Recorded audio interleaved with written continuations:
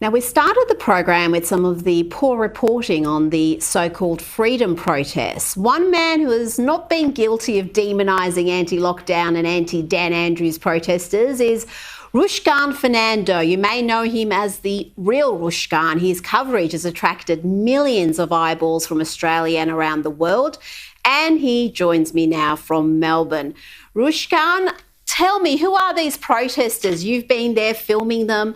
Are they predominantly 5G conspiracy theorists and anti-vaxxers, as some would have us believe?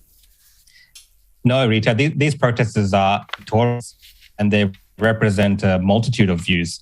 And I've been going to these protests for months now to cover them. And over the last 2 weeks, we've seen the change and the shift in the type of protesters that are coming. These are families that are turning up to these rallies.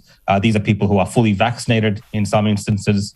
And these are people who have all types of political views. And they're there predominantly, particularly in the last 2 weeks, to protest against this permanent pandemic legislation and against the government. Of course, they have views on a multitude of different things. And you can see that in the banners that they're carrying. But the reason that they're there is because of this permanent pandemic legislation.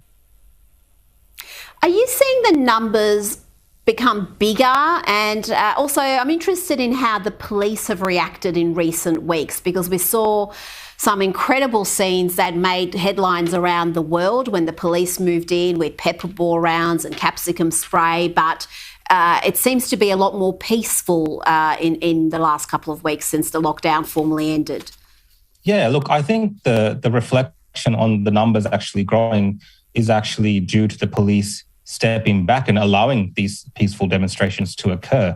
I think a lot more people feel comfortable coming out from all around the state, and a lot of police feel comfortable bringing their children to these things. And so you're seeing a lot more people just, gathering together, smiling, not too worried and not too concerned about the police there. The police are just facilitating the protest. And this is potentially how it would have been in the past few months if the police facilitated these protests. So there is a lot more people coming each and every week that I've been to these demonstrations, and I feel like it's only growing. Well, you can't really trust much of the media estimates, because I remember seeing figures not last Saturday, the Saturday before. I saw the images from Spring Street, and there was clearly thousands there. The aerial shot was huge. And yet I heard figures of hundreds quoted in some mainstream media outlets. They're always estimates, but by your estimate, what numbers are you seeing there? And are you expecting the protest to be even bigger come this Saturday? Look, I've heard all sorts of numbers, but just from my experience of being at many of these, I would estimate last week was anywhere between 15 to 20,000 people potentially on the streets of Melbourne. And it feels like it's growing. It feels like people are becoming more comfortable to come out on the streets. And the urgency of what's happening in the coming days might bring more people to the streets this coming Saturday. Now, before we let you go, a lot of our viewers may have not seen you before. You are a citizen journalist. Tell us your story. You used to be a wedding photographer. How did you get involved in this covering protests? Well, yeah, obviously the wedding industry was fully shut down. It's still kind of shut down in many ways. So I moved my energy towards doing citizen journalism and really opening up some, different perspectives for people within the community, and just for my friends and family initially, but that expanded out to the entire community. And I've been very privileged to be able to be on the streets covering these things during these times. And people have turned to you because there has been a propensity by some in the media to really demonise and in some cases misrepresent these protests over the last 18 months. And I think it's really, in a way, benefited you. You've got massive traffic to your channels.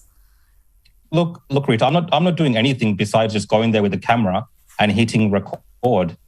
The only thing that I'm not doing that the media is potentially doing is demonizing these people. I'm just letting their voices be heard. And I think sometimes the mainstream media could just go out there and do that as well. And they will find the people there perhaps more receptive to their coverage as well, because there is no need to demonize them. Let's listen to what they're saying, and everyone else can decide based on what people are saying.